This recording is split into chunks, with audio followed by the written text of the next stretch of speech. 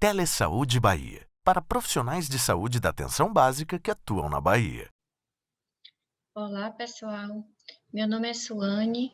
Eu convido vocês para assistir essa aula sobre a nutrição no diabetes, onde eu vou falar sobre a parte introdutória da nutrição em diabetes, falar um pouco dos objetivos, das diretrizes e das prioridades na abordagem nutricional.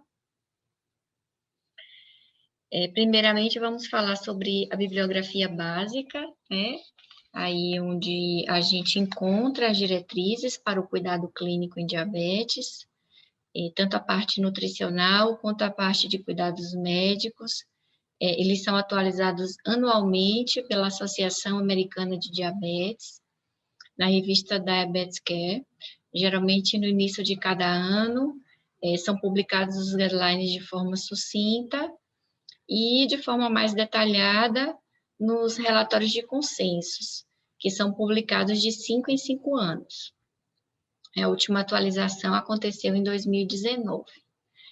E com publicação bienal, aí a nossa Sociedade Brasileira de Diabetes, as diretrizes saem de 2 em 2 anos, ela é bastante detalhada e abrange, assim, os mais diversos assuntos, auxiliando no aperfeiçoamento de todos os profissionais no manejo do diabetes.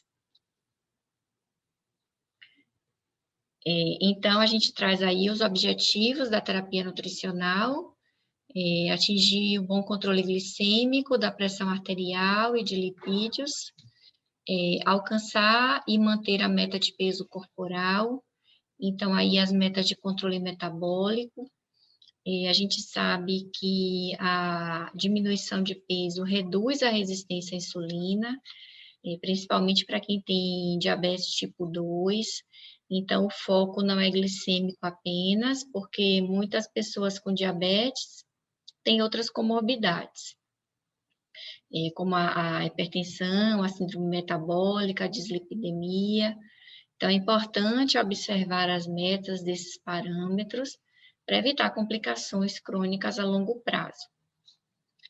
A gente também deve atender às necessidades nutricionais individuais, com base nas preferências alimentares, na cultura, no acesso aos alimentos, no estilo de vida, e ao mesmo tempo respeitando a motivação do indivíduo em mudar, né? A gente deve estar atento ao estado de prontidão de cada pessoa. Para atender essas necessidades, a gente também deve se basear na literatura científica, né? Estar atento aí às necessidades por faixa etária, e seguir as diretrizes clínicas, né? Evitando, assim, restrições que não são necessárias. E quando a gente atinge aí, né, esse controle metabólico, peso, pressão, né, as taxas de lipídio, a gente retarda ou previne as complicações. E, por último, mas, assim, muito importante, que é promover a educação nutricional em diabetes, né? A gente precisa ter uma atuação voltada para trabalhar no paciente a autogestão. Então, é muito importante que a nossa abordagem no manejo nutricional, ela não seja apenas prescritiva. A gente precisa compartilhar conhecimento com o nosso paciente, a fim de desenvolver nele as habilidades para que ele compreenda a influência dos alimentos na glicemia. E aí as metas metabólicas, né? A glicemia, a gente tem a hemoglobina glicada na meta paridade, a pressão arterial é menor do que 140 por 90 milímetros de mercúrio, né? Uma PA menor do que 14 por 9, e as metas lipídicas, o LDL menor do que 100 miligramas por decilitro, o HDL maior do que 40 para homens, maior do que 50 para mulheres, e os triglicerídeos menor do que 150 miligramas por decilitro. Então, aí o alcance dessas metas melhora a qualidade de vida desse paciente e reduz as complicações por risco cardiovascular. Nessa tabela aí, a gente tem as metas glicêmicas por faixa etária, nos diferentes momentos do dia. A gente sabe que a maior parte do tempo nessas metas é de fundamental importância para proporcionar qualidade de vida e prevenir complicações. Observem que, assim como a gente faz, né, a individualização com o planejamento alimentar, aqui também a gente observa a individualização das metas glicêmicas. Então, existe dieta para diabético? O que é que vocês acham? Na verdade, já houve, né, antes de 1921, antes da descoberta da insulina, o tratamento era uma dieta de fome.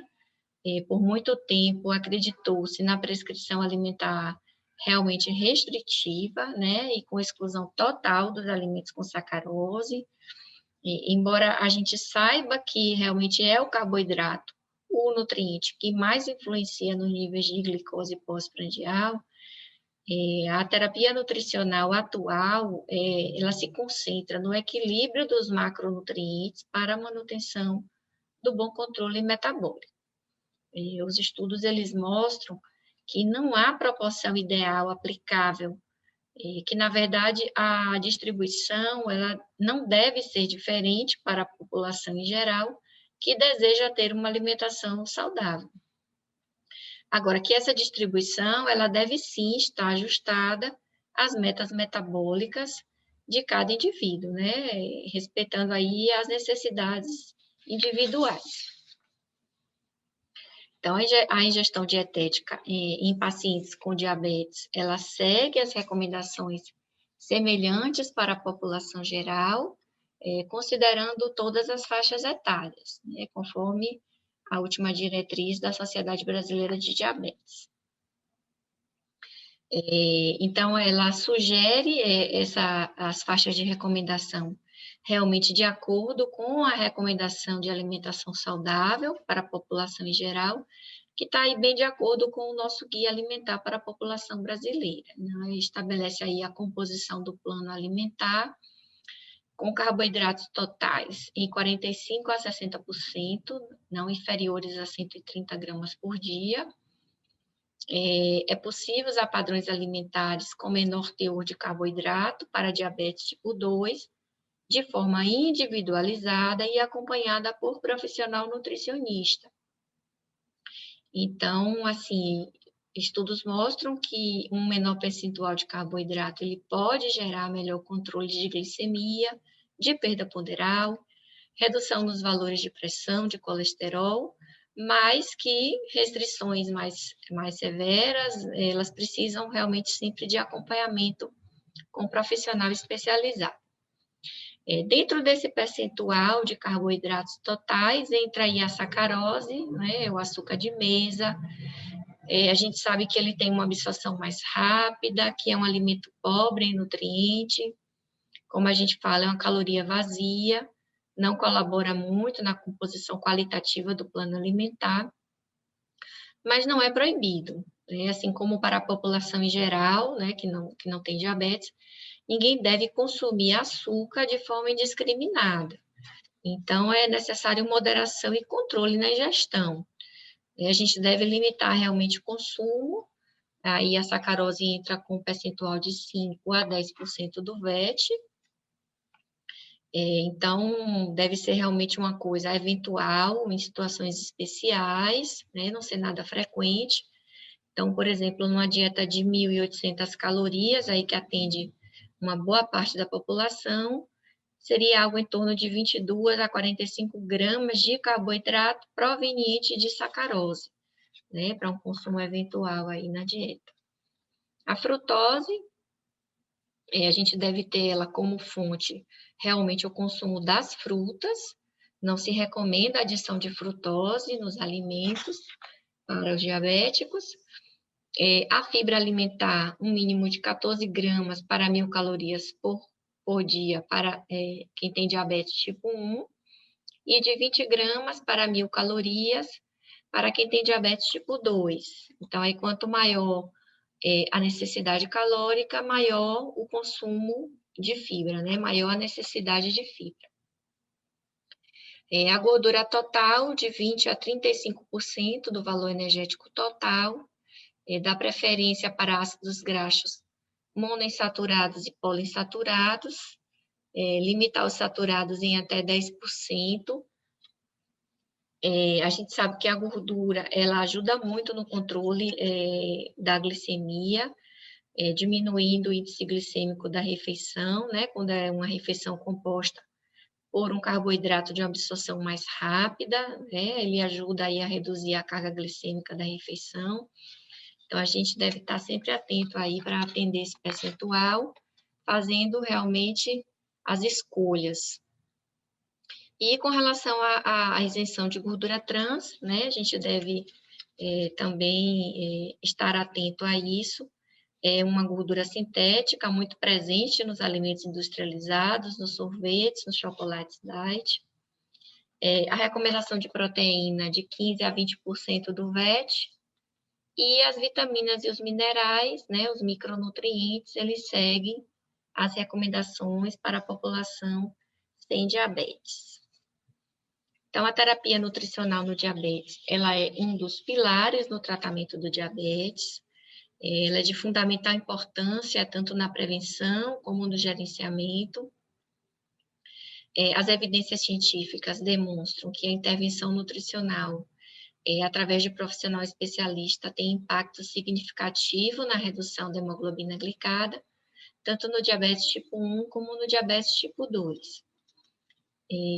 A terapia nutricional, ela deve promover e apoiar padrões alimentares saudáveis, né? Então, enfatizar aí o consumo de alimentos ricos em nutrientes, em porções adequadas, trabalhar as escolhas alimentares, né?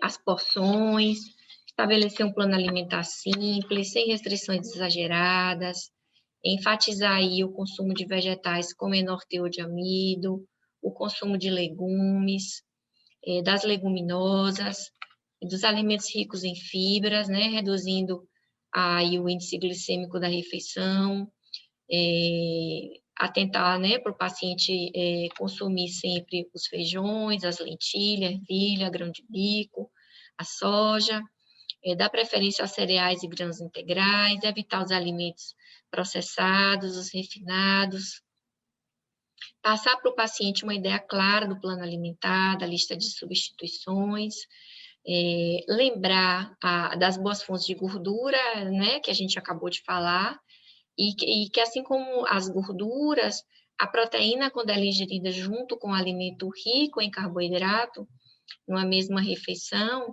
ela reduz o índice glicêmico. Então, orientar o paciente a fazer essas combinações aí no dia a dia, né, para melhorar o controle. E a contagem de carboidratos, né, que é uma estratégia onde a pessoa ela é treinada a contabilizar os gramas de carboidratos consumidos, relacionando-os à medicação, né? Então, promovendo aí maior flexibilidade à ingestão alimentar, lembrando sempre que essa estratégia ela precisa ser sempre trabalhada dentro dos conceitos de uma alimentação saudável. Então, aí a gente tem os padrões alimentares aceitos com resultados positivos para o manejo do diabetes. Eles mostraram redução de hemoglobina glicada, perda de peso, benefícios no controle metabólico, melhora na pressão, melhora no perfil lipídico. Então, aí a gente tem a dieta do Mediterrâneo, a dieta vegetariana, a dieta low carb, muito falada, né, ultimamente. Então, a dieta do Mediterrâneo, comida de verdade é a base dessa alimentação, né? Estão fora está fora desse padrão aí os alimentos enlatados, industrializados, ultraprocessados. Então, ela enfatiza o consumo de vegetais, de peixes, né, de outros frutos do mar, do azeite de oliva. Leite e derivados devem ser consumidos com moderação, A carne vermelha deve ser consumida raramente. Aí a gente tem a dieta vegetariana, que descarta aí o consumo de todos os tipos de carne, né, e os derivados animais, e dependendo do tipo, né, de dieta, aceita o consumo de ovos e ou leite e derivados. E a dieta low carb, que bastante comentada, eu gostaria de salientar que há uma inconsistência na definição do percentual do carboidrato dessa estratégia, pode variar com o país ou com a região. Aqui no Brasil, a classificação do carboidrato entre 26% a 45%, ela é bastante aceita, né? Lembrando que uma dieta não deve conter menos do que 130 gramas de carboidrato por dia. Ela é baseada no consumo de vegetais com baixo teor de carboidratos, gorduras de origem animal, óleos, manteiga, abacate e coco, proteína na forma de carne, peixe, frango, marisco, ovos, queijo e sementes, nas frutas pobres em carboidratos, entre aí os morangos, o kiwi, e nos vegetais sem amido. Ela evita alimentos ricos em amido e açucarados, e os benefícios encontrados foram a redução da hemoglobina glicada e da pressão arterial, houve também perda de peso, redução de triglicerídeos e aumento do HDL. Ela pode melhorar o controle da glicemia e reduzir o uso de medicamentos em diabetes tipo 2, porém não há evidências de benefícios desse padrão para diabetes tipo 1 em relação a outras dietas saudáveis. É uma estratégia de difícil sustentabilidade a longo prazo, né? São muitas restrições. Não há estudos que reportem a segurança de dietas muito baixas em carboidratos em pessoas com diabetes, né? A dita very low carb. Atenção ao indicar para pacientes usando inibidores de SGLT2, devido ao potencial risco de cetoacidose, e ela é contraindicada para gestantes, nutrizes, crianças, porque não há estudos que mostrem a segurança com relação ao crescimento e desenvolvimento, né, de crianças, para pessoas com distúrbios alimentares e na doença renal, né, porque uma vez que a gente reduz a oferta de carboidratos, a gente tende a aumentar a oferta de proteínas. E a contagem de carboidratos, né, que faz parte da estratégia nutricional para o manejo do diabetes, precisa de uma aula à parte. Ela pode ser utilizada por qualquer pessoa com diabetes. São necessários alguns pré-requisitos, né, e o principal deles é a motivação, porque o paciente ele precisa monitorar a glicemia, fazer os registros, contar os carboidratos, né, e a equipe precisa também estar motivada, porque o sucesso dessa terapia é imprescindível das orientações da equipe, né? Então, motivação aí é a vontade, né? Precisa existir vontade. Ela necessita de treinamento específico por equipe multiprofissional, médico, enfermeiro, nutricionista, e ela precisa estar inserida no contexto de uma alimentação saudável. Não adianta contar carboidrato e exagerar no sódio, ou nas gorduras, que a gente sabe que também pode influenciar a glicemia. Para finalizar, eu gostaria de deixar essa reflexão sobre a individualização, né? A gente sabe que tem as diretrizes, tem os padrões, mas a gente precisa refletir se a gente tem observado as necessidades individuais, as particularidades, as preferências, a cultura de cada pessoa, a necessidade metabólica de cada um, né? A gente precisa refletir se a gente sabe quem é o nosso paciente, se a gente conhece ele, porque cada pessoa tem características fisiológicas, tem estado de saúde e estilo de vida próprio. Então, eu deixo aí essa reflexão. Obrigada, e eu convido vocês para assistir às próximas aulas. Telesaúde Bahia, para profissionais de saúde da atenção básica que atuam na Bahia. Disponível em qualquer lugar e a qualquer hora. É fácil e sem complicação. Se você é integrante de equipe de saúde da família, núcleo de apoio à saúde da família, consultório na rua, mais médicos, programa Saúde na Escola e Academia da Saúde, se conecte com a gente. Por internet, telefone ou pessoalmente. Saiba mais: www.telesaude.ba.gov.br.